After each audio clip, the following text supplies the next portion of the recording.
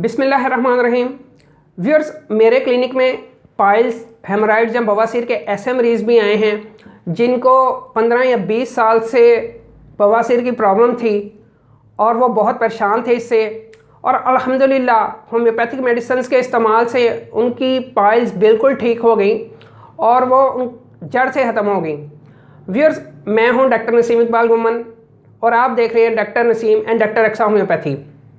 Viewers, piles, haemorrhoids, जिनको उर्दू के अंदर बवासीर भी कहा जाता है, ये वो छोटे छोटे उभार या लम्प्स हैं जो कि एनस या पहाना करने वाली जगह के गिर्द या रेक्टम के अंदर हमारी खून की जो छोटी छोटी शरियानें होती हैं, जिनको हम वेन्स भी कहते हैं, उनका नेटवर्क होता है। ये जब वेन्स हमारी वहाँ पे किसी वजह से रिलैक्स कर जाएं और उनकी वॉल्स स्वेल करने लगे तो खून आहिस्ता आहिस्ता उनके अंदर फिलअप होना शुरू हो जाता है, जिसकी वजह से वहाँ पर वेन्स के अंदर इन्फ्लेमेशन यानी कि सोजिश होना शुरू हो जाती है और फिर आहिस्ता आहिस्ता वहाँ पर स्वेलिंग होके मस्से या उभार या लम्प्स बन जाते हैं। अगर यही इन्फ्लेमेशन ज़्यादा बढ़ जाए, सोजिश ज़्यादा बढ़ जाए, तो वहाँ पे इन्फेक्शन होने लगती है और वहाँ से जो रतूबत है वो रिसना शुरू हो जाती है।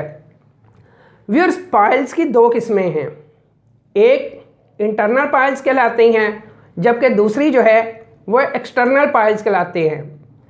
व्यूअर्स, एक्सटर्नल पाइल्स, हेमराइड्स या बवासीर के वो मस्से होते हैं जो कि एनस के इर्द गिर्द या हमारी मकद के गिर्द बनते हैं और छूने पर बहुत ज़्यादा दर्द करते हैं, बैठते उठते वक्त दर्द करते हैं या चलते फिरते उनमें दर्द, चुभन या बर्निंग का एहसास हो सकता है।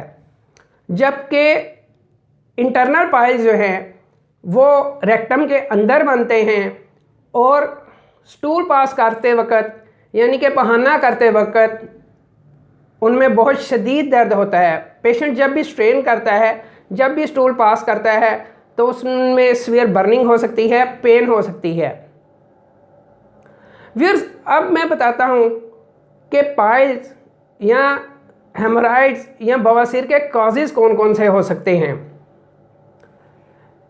पहला काज जो है वो इनएक्टिविटी है, यानी कि वो पेशेंट्स जो बहुत ज़्यादा देर के लिए बैठे रहते हैं और वो स्लगिश होते हैं या बहुत सारे स्पाइसेस का इस्तेमाल करते हैं, तेज़ मिर्च मसाला खाते हैं या ऐसी डाइट जो हाई कैलोरी डाइट खाते हैं, तो उनके मस्से जो हैं वो बनना शुरू हो जाते हैं।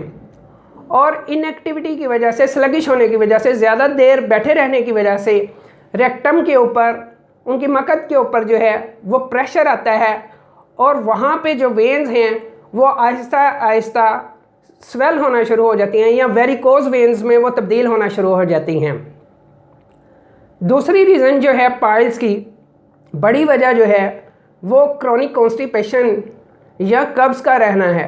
व्यूअर्स, वो पेशेंट्स, वो अफराद जिनकी डाइट के अंदर फाइबर्स कम मिकदार में होते हैं, जो सब्ज़ियां बहुत कम खाते हैं या मीट बहुत ज़्यादा खाते हैं और चावलों का भी बहुत ज़्यादा इस्तेमाल करते हैं, तो डाइट के अंदर फाइबर और वाटर कंटेंट कम होने की वजह से उनको कॉन्स्टिपेशन का सामना करना पड़ता है या कब्ज़ का सामना करना पड़ता है, जिसकी वजह से उनको स्टूल पास करते बहुत ज़्यादा जलन, दुखन या इवन पाइल से ब्लीडिंग भी हो सकती है।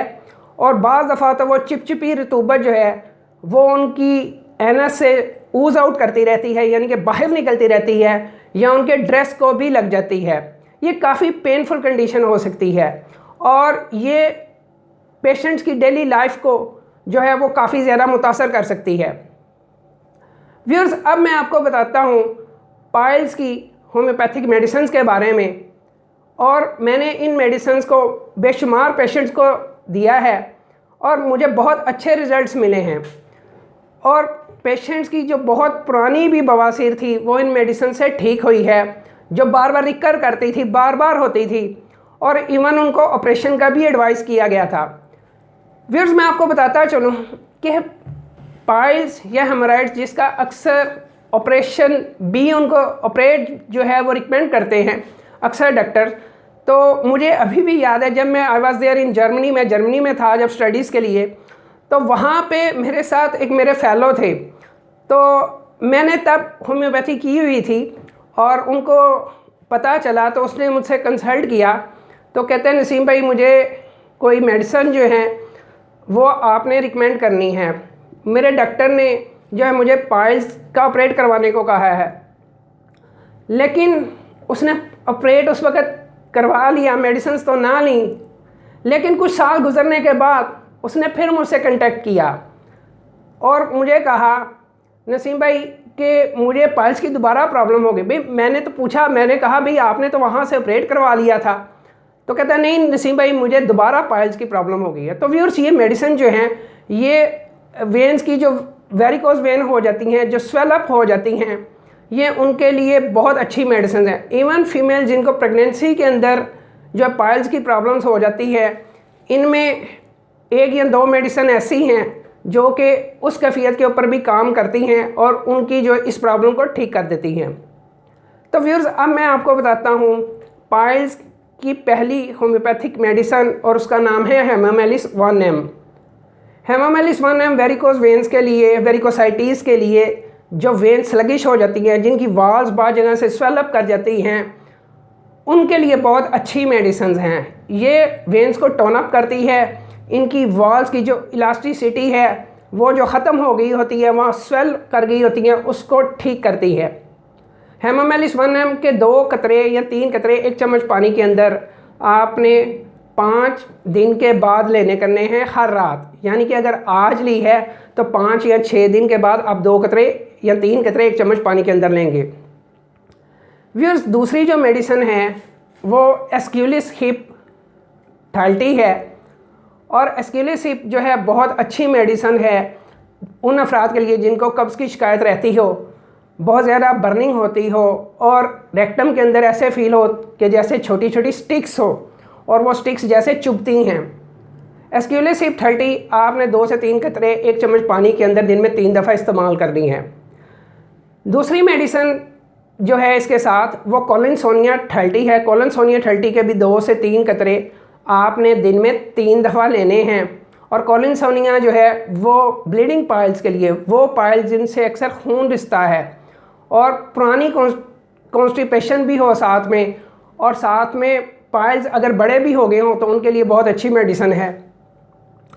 एक और मेडिसिन उन लोगों के लिए स्पेशली जो कि फिज़िकली इनएक्टिव होते हैं, वो बैठ के बहुत ज़्यादा काम करते हैं, वो तेज़ मिर्च मसाला खाते हैं या सीजन फूड बहुत ज़्यादा खाते हैं, फास्ट फूड बहुत ज़्यादा खाते हैं, तो वो है नेक्सफॉर्म 200।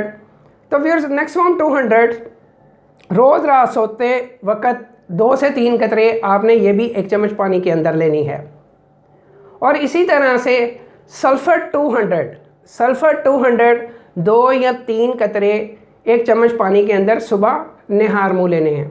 व्यूअर्स कुछ अर्सा आप इन मेडिसिन को इस्तेमाल करें, फिज़िकली ज़रा एक्टिव हो जाएं, वॉक रोज़ाना करें और ट्रीटमेंट के दौरान ज़्यादा मिर्च मसालों से एहतियात कीजिए। आप व्यूअर्स खुद ही देखेंगे इंशाल्लाह चंद वीक्स के अंदर ही, बल्कि 1 या 2 वीक्स के अंदर ही आपके पाइल्स के सिम्टम्स बहुत अच्छे होना शुरू हो जाएंगे। और अगर आप इन मेडिसिन को कुछ अरसे तक लगातार इस्तेमाल करते हैं तो इंशाल्लाह आपके जो पाइल्स हैं वो बिल्कुल ठीक हो जाएंगे। व्यूअर्स उम्मीद करता हूँ आपको मेरी ये वीडियो पसंद आई होगी। व्यूअर्स मेरे इस चैनल को सब्सक्राइब कीजिए, वीडियो को लाइक कीजिए, शेयर कीजिए। एक नई वीडियो के साथ आपकी खिदमत में फिर से हाज़िर होऊंगा। तब तक के लिए इजाज़त दीजिए। अल्लाह हाफिज़।